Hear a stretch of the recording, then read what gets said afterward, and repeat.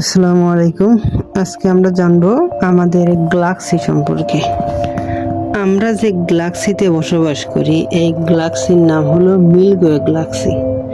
আসলে গ্যালাক্সি বলতে আসলে আমরা কি বুঝি? গ্যালাক্সি হলো বিশাল এক মহাজাগতিক ব্যবস্থা, যেখানে কোটি কোটি তারা, গ্রহ, নক্ষত্রপুঞ্জ একত্রে বসবাস করে একটা বিশাল সিস্টেম তৈরি করে।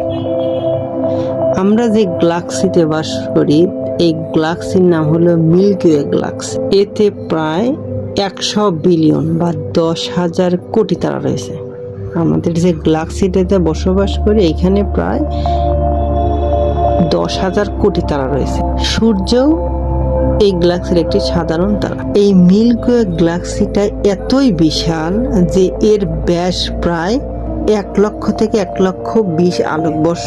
তার মানে বলতে বোঝাচ্ছে, আপনি যদি আলোর বেগে চলেন, পৃথিবীতে দ্রুত গতিতে চলে হলো আলো প্রতি সেকেন্ডে প্রায় 3,00,000 কিলোমিটার।